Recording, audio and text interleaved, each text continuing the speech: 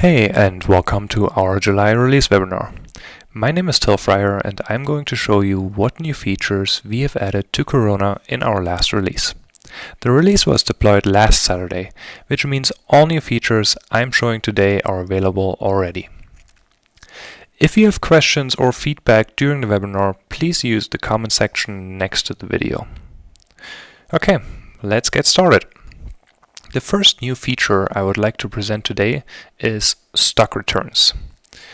You can find stock returns in the inventory section. If you cannot find it in your navigation, please click on the Edit menu entries and add stock returns to your navigation items.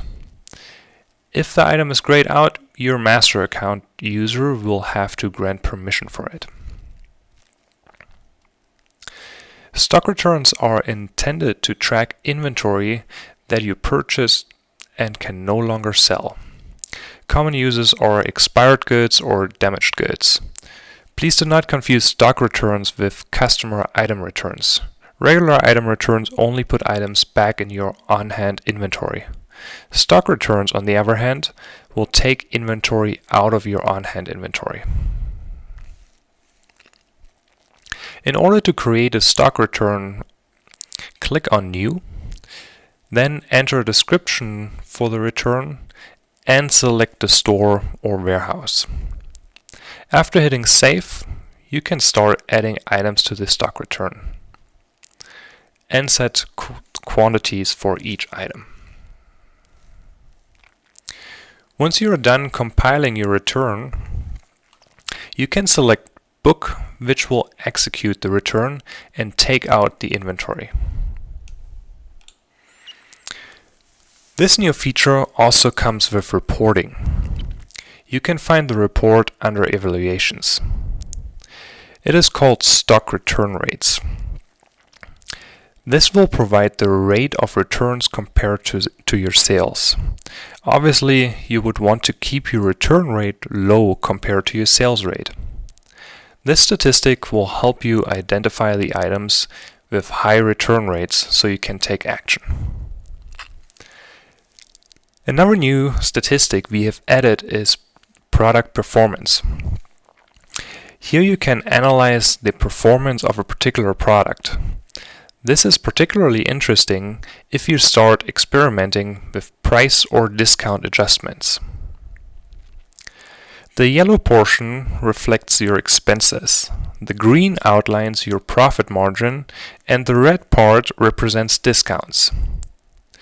When you take a closer look at this example here, we can see in June the discounts we gave were much bigger, which decreases your profit margin per item, but this statistic makes it pretty obvious that your overall profit with this item was much higher compared to the other months.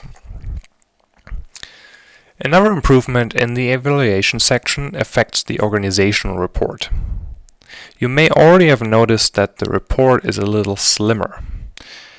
Since this is the report that gets the most overall use, we have decided to cut out sections that most people don't use.